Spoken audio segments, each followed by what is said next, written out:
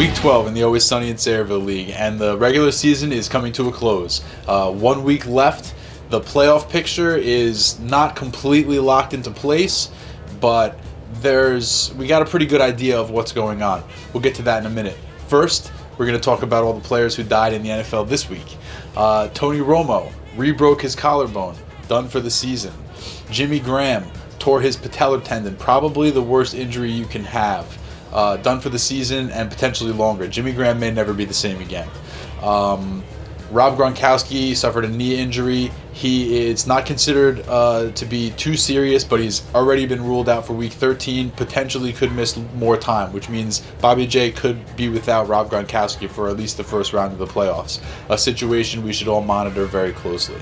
Also, Ahmad Bradshaw broke his wrist. He's done for the year. Chris Johnson broke his leg. He's done for the year. Ben Roethlisberger left his game with a concussion, but he's supposed to play this week. Alan Hearns left his game with a concussion. He's not supposed to play this week.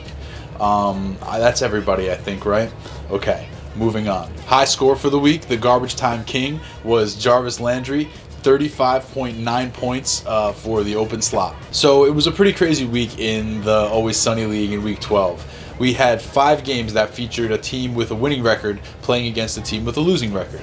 And in every single game, the team with the losing record won the game. For the first time in Always Sunny League history, as a matter of fact, we've had this before where winning teams played against losing teams in all 5 games, but we've never had a situation where all 5 losing record teams won the game. Thought that was pretty interesting. As for the playoffs, here's what we know so far. Rusty Strombone, the Gotham Rogues, and She Gave Me the Crabtrees are in the playoffs. That's right. I said She Gave Me the Crabtrees is in the playoffs. That's not a typo. Rusty Strombone is the number 1 seed. Even if he loses and She Gave Me the Crabtrees wins and they have the same record, Rusty Strombone holds the points tiebreaker, so he is the number 2's division champion and the number 1 overall seed. The Gotham Rogues, in a similar situation, even if he finishes tied with either Toddler Fight Club or Team Blumpkin or both, he has enough of a points lead where he's got the number 2 seed and the Porter Division crown locked up. She Gave Me the Crabtrees is sitting pretty with the 3 seed. Whether they win or lose in Week 13, it doesn't matter. Either way, 3 seed. The 4, 5, and 6 is where things get a little more interesting. Now, as of Week 12, Shower Hug, Team Blumpkin, and Toddler Fight Club occupy the 4th, 5th, and 6th seed. Now, based on tiebreakers and possible scenarios, and believe me, I worked them all out, Shower Hug and Team Blumpkin are pretty much in the playoffs. What seed they are remains to be determined. They could be any of the seeds, 4, 5, or 6, but they're pretty much in the playoffs based on points tiebreaker. Toddler Fight Club also probably in the playoffs, but slightly in a more precarious position. If they win, they're in. If any of those 3 teams win, they're in. If all of those 3 teams win, they're in, and none of them play against each other, so it is conceivable that they could all win. They control their own destiny.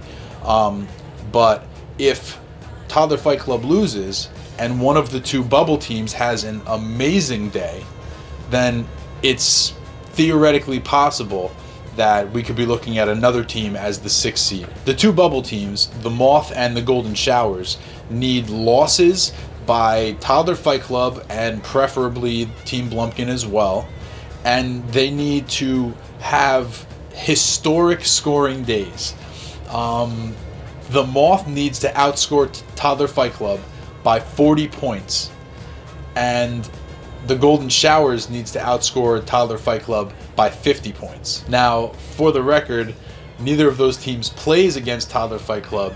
They just need to hope for a Toddler Fight Club loss and win their game by just epic proportions. So again, we're looking at Shower Hug, Team Blumpkin, and Toddler Fight Club as the 4, 5, and 6, all in with a win, but they all should be in with a loss as well, unless the Moth and or the Golden Showers go completely bonkers in week 13 and score well over 200 points, which I would love to see that happen. Nobody's scored 200 points in the league this year. So there's 1 week left in the regular season, guys. Do it.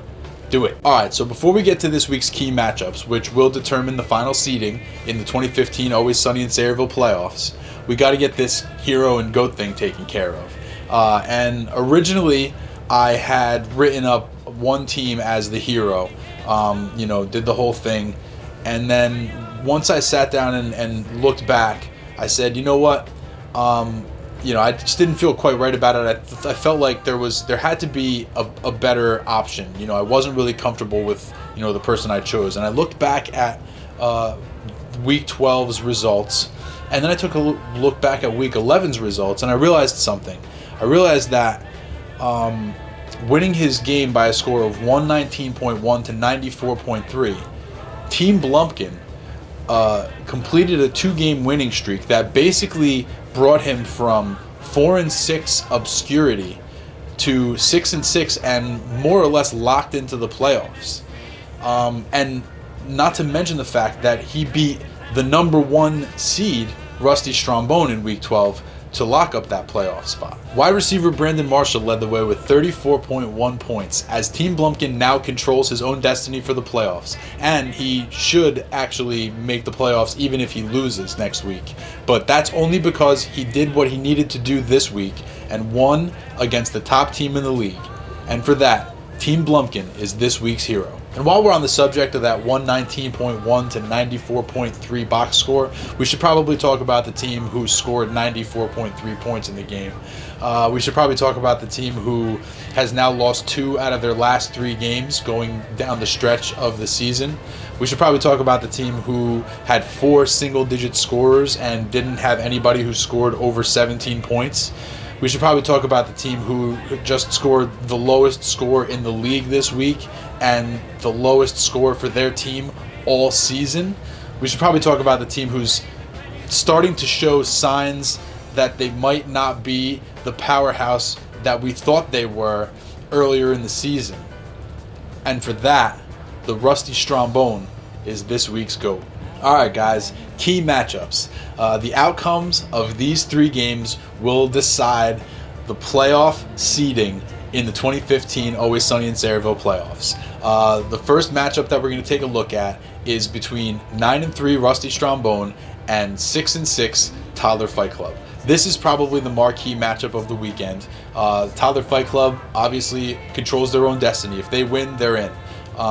Rusty Strombone wants to win and secure his second straight 10-win season, wants to go into the playoffs on an upswing. Definitely doesn't want to go into that bye week on a 2-game losing streak, because my dude will be freaking out. So obviously, Toddler Fight Club versus Rusty Strombone, big game on the slate. The second matchup we're going to take a look at is 6-6 Shower Hug taking on 5-7 The Moth. Now, this is a rematch of the 2014 championship game, which obviously was won by the Moth. If the Shower Hug wins, they're in the playoffs. If the Shower Hug loses, they're in the playoffs. And if the Moth wins by like 100 points, then they've got a shot at the playoffs too. And the third matchup we're watching is 6-6 Team Blumpkin facing off against 5-7 the Golden Showers. I like how all these 6-6 teams got nice juicy matchups in the final week of the season. The schedule played out nice this year. The Golden Showers, again, has to go nuclear, has to go completely bonkers in this game to have a shot at the playoffs, and Toddler Fight Club has to lose, obviously. Blumpkin controls his own destiny. He wins, he's in. If he loses, he's probably still in. All right, guys, that's it. Week 12 update over. Remember to set your lineups. Remember to check the microphone before you record. And remember that Sunday, December 6th, we are meeting at John's house at noon to watch the Giants and Jets game. And I will see you next week where it's always sunny.